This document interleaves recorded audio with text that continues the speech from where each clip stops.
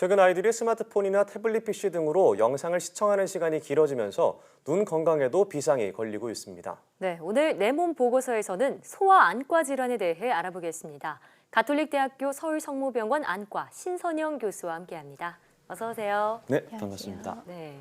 자, 보통 키는 20살 전후까지 큰다고는 하는데 시력은 초등학교 때 이미 완성이 된다고 하더라고요. 오세훈 앵커도 10살부터 안경을 썼다고 하는데 맞아요. 네, 그래서 부모님들이 이렇게 자녀들의 눈 건강에 많이 신경을 쓰시잖아요. 근데 대표적인 소아 안과 질환 하면은 약시가 꼽히는데 약시는 어떤 질환인가요?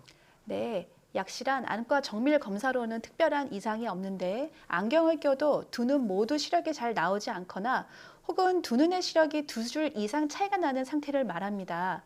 네. 6세 이전에 발견하여 치료하며 예후가 양호하지만 시간이 지날수록 치료 효과가 떨어지는데요. 만 4세에 발견한 약시의 완치율은 95% 정도이지만 만 8세에 발견해 치료할 경우는 23% 정도로 급감합니다. 시각 기능이 완성된 10세가 지나면 치료가 매우 힘듭니다. 또한 예. 약시가 발생하는 원인에 따라 종류가 다양하게 나타납니다. 네, 증상이나 원인에 따라서 약시가 다양하게 나타난다고 하셨는데 그럼 약시가 종류가 어떤 게 있나요? 약시의 종류로는 크게 굴절 이상 약시, 굴절 부등 약시, 네. 사시 약시, 그리고 시각 차단 약시가 있습니다. 예. 굴절 이상 약시는 근시, 원시, 난시가 심한데 안경을 끼지 않아 항상 흐릿한 상만 보게 되어 생기는 약시고요.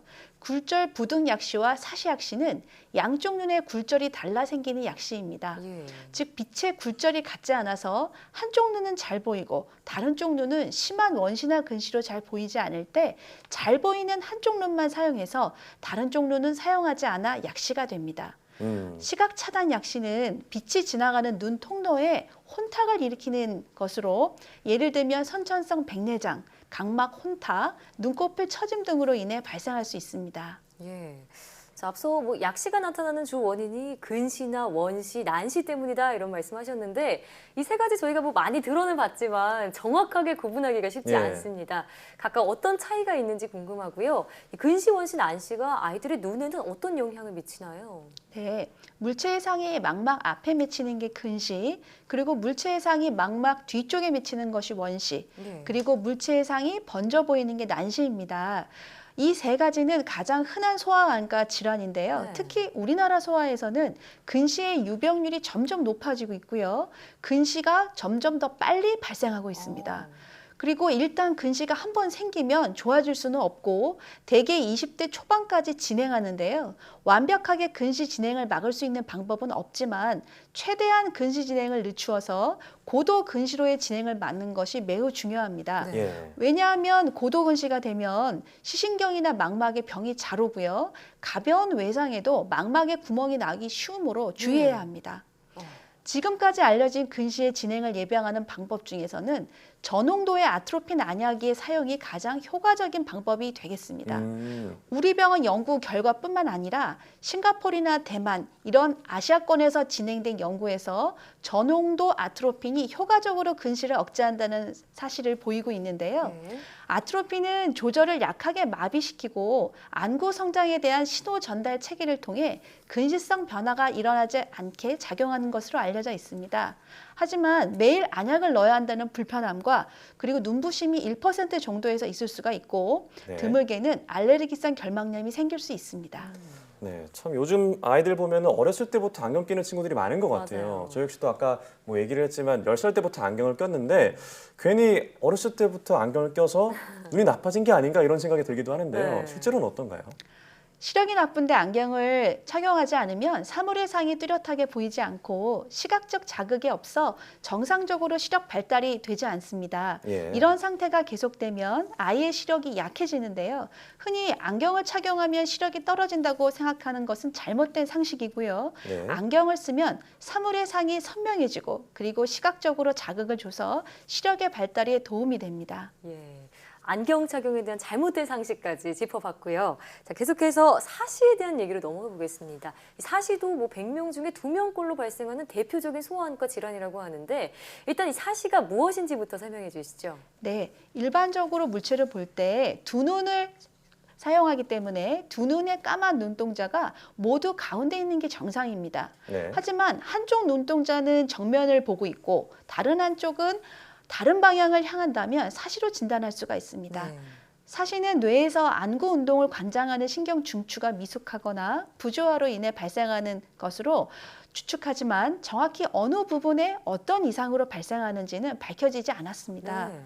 하지만 보통 사시로 안과를 진찰을 받을 때 대부분 실제로 사시가 아닌데 외관상 그렇게 보이는 경우가 있는데요. 이를 예. 가성사시라고 합니다. 즉, 특히 동양 아이들한테 이런 것들이 많이 보이는데요. 즉, 눈과 눈 사이가 넓고 코가 낮고 그리고 쌍꺼풀이 없고 눈 안쪽 주름이 흰자를 가리는 경우가 있습니다. 그러면 눈이 안쪽으로 몰린 듯이 보여서 사시로 착각하기가 쉽습니다. 아. 하지만 자라면서 콧대가 서고 이제 얼굴 윤곽이 커지면서 피부가 당겨지며 가려졌던 흰자가 노출돼서 사시처럼 이런 몰려 보였던 모습이 없어지니까 걱정하실 필요가 없습니다.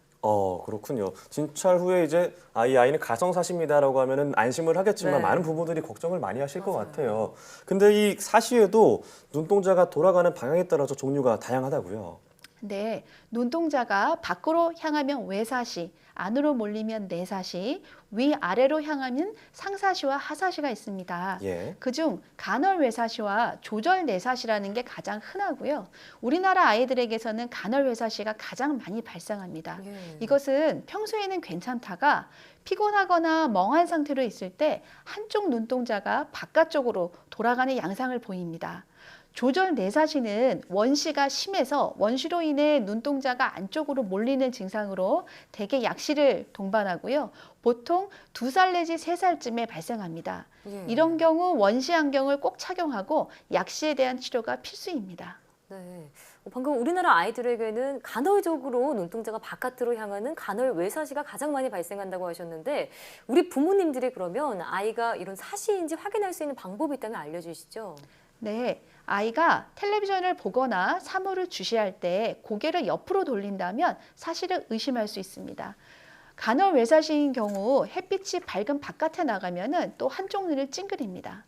그리고 사실을 확인할 수 있는 방법으로는 손전등으로 팔꿈치 정도 떨어진 위치에서 아이의 미간을 비추고 아이가 정면에 불빛을 보게 한 다음에 불빛의 상이 양쪽 눈동자 모두 한가운데 맺히는지를 확인합니다. 한가운데요. 네, 이때 어느 한쪽의 상이 눈동자 중앙보다 안쪽에 맺히면은 외사시, 그리고 눈동자 바깥쪽에 맺히면은 내사시일 가능성이 있습니다. 네. 하지만 부모님이 정확하게 판단하기 어렵기 때문에 조금이라도 사시가 의심된다면 소아안과 전문의에게 진찰을 받는 것이 좋습니다. 네. 그렇다면 우리 아이들의 눈 건강을 지키는 방법은 또 어떤 게 있을까요? 네, 첫 번째로 국가에서 시행하는 영유아 검진을 통해 약시나 사시, 굴절 이상을 조기에 발견해서 적절한 시기에 치료를 시작해야 하고요. 두 번째로는 텔레비전이나 스마트 기기, 컴퓨터에 아주 어린 나이부터 무분별하게 노출되지 않도록 습관을 들여주는 것이 필요합니다. 예. 세 번째로는 야외 활동을 하루에 최소 40분 이상 하고 그다음에 충분한 수면 시간을 갖도록 하는 것이 중요하겠습니다. 예. 앞서 10살 전에 시력이 완성된다고 하셨는데 이 나이 때 아이들이 자신의 시력 상태가 어떤지 정확하게 알고 표현하는 게 쉽지가 않잖아요. 예. 부모님들의 세심한 관찰과 또 정기적인 검진이 필수겠습니다. 네, 지금까지 가톨릭대학교 서울성모병원 안과 신선영 교수와 함께했습니다. 오늘 말씀 고맙습니다. 네, 감사합니다. 고맙습니다.